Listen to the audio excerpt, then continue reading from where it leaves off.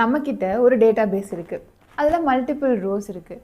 டூப்ளிகேட்டாக ரோஸும் add ஆகுதுன்னு வச்சுக்கலாம். அப்போது நீங்கள் அந்த ரோவை அப்டேட் பண்ணணுன்னா எப்படி பண்ணுவீங்க? ஒரு ரோ மட்டும் அப்டேட் பண்ணால் போதுமா? இதனால் என்ன இஷ்யூஸ் பார்ப்போமா? ஒரு ஸ்டூடெண்ட் டேட்டா பேஸ் இருக்குது. மந்த்லி பேசிஸில் ஸ்டாஃப் வந்து அவங்களோட அட்டெண்டன்ஸ் பர்சன்டேஜை வந்து அப்டேட் பண்ணுறாங்கன்னு வச்சுக்கலாம். ஸோ ஒரு ஸ்டூடெண்ட் ரவியோட டேட்டா மட்டும் 4 ரோஸ், அதாவது டூப்ளிகேட்டாக இருக்குது. அப்போ ஸ்டாஃப் வந்து டேட்டாவை அப்டேட் பண்ணும்போது ஒரே ஒரு ரோவில் அப்டேட் பண்ணால் போதுமா? இல்லை ஒரு ரோ மட்டும் விட்டுட்டு மற்ற 3 ரோஸும் அப்டேட் பண்ணிட்டாங்கன்னா கரெக்டான கேல்குலேஷன் வருமா? அவங்க அட்டெண்டன்ஸ் பர்சன்டேஜ் கேல்குலேட் பண்ணுறப்போ அந்த அப்டேட் ஆகாத ரோலேருந்து ஃபெச் பண்ணாங்கன்னா நமக்கு ராங் டேட்டா தானே வரும். இந்த மாதிரி இஷ்யூஸ்லாம் அவாய்ட் பண்ணுறதுக்காக இன்ட்ரடியூஸ் பண்ண கான்செப்ட்ஸ் தான் நார்மலைசேஷன். இந்த வீடியோவில் நம்ம நார்மலைசேஷன் பற்றி டீட்டெயிலாக பார்க்கலாம். ஹே ஃபோக்ஸ், வெல்கம் டு ப்ராசஸ் வித் பவி. நான் டெக் ரிலேட்டடாக அப் டு டேட்டில் இருக்கணும்னு நினைக்கிறேன். நீங்களும் இருக்கணுமா? அப்போ வாங்க ஒன் பை ஒன்னாக ப்ராசஸ் பண்ணலாம்.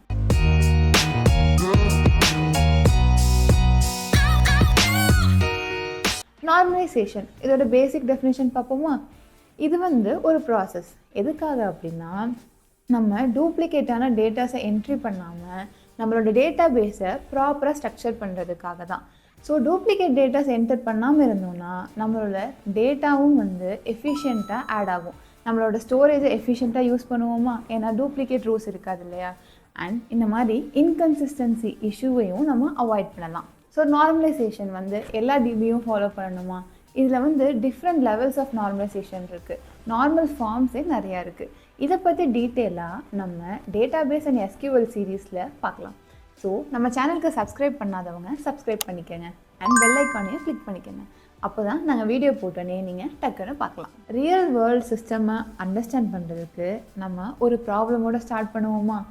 இனிஷியலாக நீங்கள் அப்ளிகேஷன் ஸ்டார்ட் பண்ணும்போது கம்மியான டேட்டா தான் நம்ம வச்சுருப்போம். ஸோ ஒரு சிஸ்டம்லேயே நம்ம எல்லாத்தையும் ஹேண்டில் பண்ணிக்கலாம். ஆனால் உங்களோட அப்ளிகேஷன் வளர வளர டேட்டாவும் வளர்ந்துட்டே இருக்கும். ஒரு சிஸ்டமில் அதை வைக்க முடியுமா அப்படின்னா முடியாது. ஸோ நம்ம அதை டிவைட் பண்ணி தான் ஆகணும். இதை நம்ம ரேண்டமாகவோ இல்லை அன்ஈவனாகவோ டிவைட் பண்ண மாட்டோம். ஏன்னா நம்மளால் எஃபிஷியண்ட்டாக அதை குவெரி பண்ண முடியாது.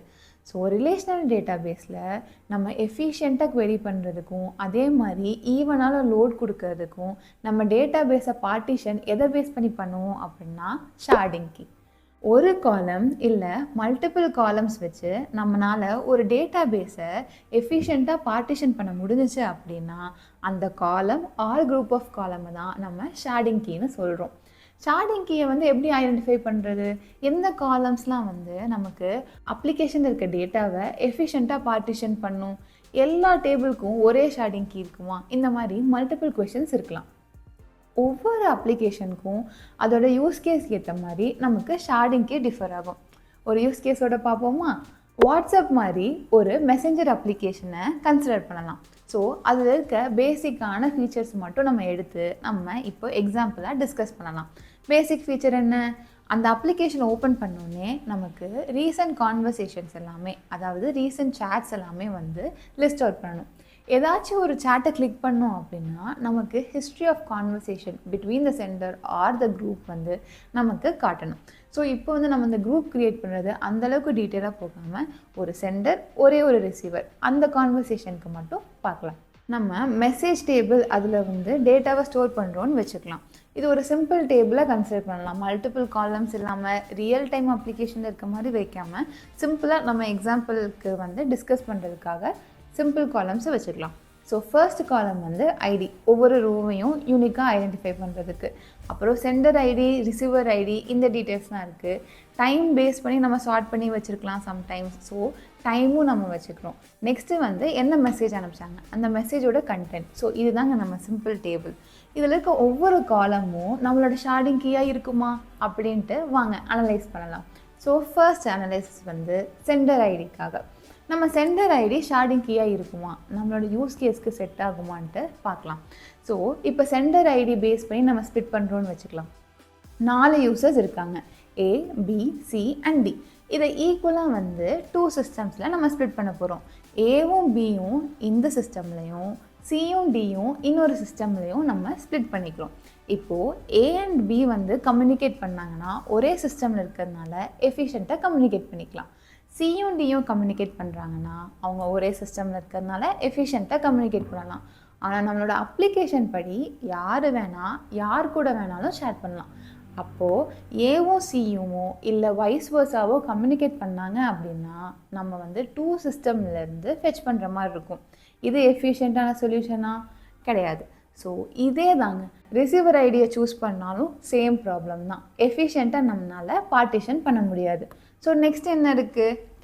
டைம் பேஸ் பண்ணி சார்ட் பண்ணுறோன்னு வச்சுக்கலாம். இப்போ நம்ம அப்ளிகேஷனில் 10 டேஸ்க்கான டேட்டா இருக்குது. ஃபர்ஸ்ட்டு 5 டேஸோட ஓல்டு டேட்டா வந்து இந்த டேட்டா சிஸ்டம்லேயும், செகண்டு அதாவது ரீசெண்ட் 5 டேஸோட டேட்டாவை இந்த சிஸ்டம்லேயும் வச்சுருக்கோன்னு வச்சுக்கலாம். ஸோ நாளைக்கு ஒரு நியூ டேட்டா வருது. அப்போ நம்ம என்ன பண்ணுவோம்? ரீசெண்ட் இருக்க டேட்டா பேஸில் ஆட் பண்ணுறோம். அதே மாதிரி இங்கேருந்து 1 டேவோட டேட்டாவை நம்ம ஓல்டு டேட்டாஸ் இருக்க சிஸ்டமுக்கு ட்ரான்ஸ்ஃபர் பண்ணணும், மூவ் பண்ணணும். ஸோ இப்போ என்ன பண்ணணும்னா டெய்லி பேசிஸில் இந்த மாதிரி டேட்டா ட்ரான்ஸ்ஃபர் நடந்துக்கிட்டே இருக்குமா? நம்ம வந்து 2 சிஸ்டம் வச்சுருக்கோம், ஒரு ட்ரான்ஸ்ஃபர் தானே, ஓகே. அப்போது நம்ம அப்ளிகேஷன் பெருசாக இருந்துச்சுன்னா, அதுவும் ஹண்ட்ரட்ஸ் ஆஃப் சிஸ்டம்ஸ் இருந்துச்சுன்னா, நம்ம கண்டினியூஸாக ஒரு செயின் ரியாக்ஷன் மாதிரி இந்த சிஸ்டமில் டேட்டா ஆட் ஆனோடனே இந்த சிஸ்டம், அந்த மாதிரி டெய்லி பேசிஸில் மல்டிபிள் மூவ்ஸ் எவ்வளோ சிஸ்டம் இருக்கோ அதுக்கேற்ற மாதிரி டேட்டாஸ் மூவ் ஆகிக்கிட்டே இருக்கும். இது வந்து ரொம்ப காஸ்ட்லியான ப்ராசஸ். அதே மாதிரி நம்மளால் ஈக்குவலாக இந்த டேட்டாவை பார்ட்டிஷனும் பண்ண முடியாது. ஏன்னா ஒரு நாள் உங்கள் கான்வர்சேஷன் டேட்டா வந்து அதிகமாக இருக்கலாம், இன்னொரு நாள் கம்மியாக இருக்கலாம். ஸோ அன்ஈவனாக நம்ம வந்து டேட்டாவை ஸ்ப்ளிட் பண்ணக்கூடாது. ஸோ இதுவும் நம்ம ஷார்டிங் கீ கிடையாது. நம்ம எஃபிஷியண்ட்டான ஷார்டிங் கீ சூஸ் பண்ணும்போது என்னென்னலாம் கன்சிடர் பண்ணணும்? லோட் வந்து ஈவனாக இருக்கணும். ஒரு டேபிள் இருக்க எல்லா காலமையும் எடுத்துகிட்டு இதுதான் நம்ம ஷார்டிங் கீன்னு சொல்லக்கூடாது. எவ்வளோ மினிமலாக இருக்கணுமோ அவ்வளோ மினிமலாக நம்ம வந்து ஷார்டிங் கீயை சூஸ் பண்ணணும். அதே மாதிரி நம்ம டேட்டாவை ஃபெச் பண்ணும்போது, அதாவது குவெரி பண்ணும்போது மல்டிபிள் ஷார்ட்ஸ்லேருந்து செக் பண்ணாமல் ஐடியலாக ஒரே ஷார்ட்லேருந்து ஃபெச் பண்ணுற மாதிரி இருக்கணும். ஸோ நம்மளோட எக்ஸாம்பிளுக்கு நம்ம ஒரு கான்வர்சேஷன் ஐடி அப்படின்ட்டு ஒன்றை வந்து கன்சிடர் பண்ணால் எப்படி? Sender ID plus receiver ID, இதெல்லாம் கான்வர்சேஷன் ஐடின்னு வச்சுக்கிட்டோன்னா நம்மளால் எஃபிஷியண்ட்டாக பண்ண முடியுமான்னு யோசிச்சு பாருங்கள்.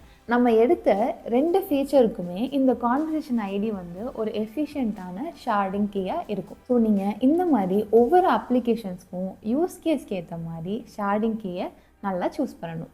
ஸோ இந்த வீடியோவில் நார்மலைசேஷன் அண்ட் ஷார்டிங் கீயை எப்படி சூஸ் பண்ணுறது பற்றி நம்ம டீட்டெயிலாக டிஸ்கஸ் பண்ணியாச்சு. ஏதாச்சும் டவுட்ஸ் இருந்தால் கீழே கமெண்ட் செக்ஷனில் கேளுங்க. Bye folks, see you on next video.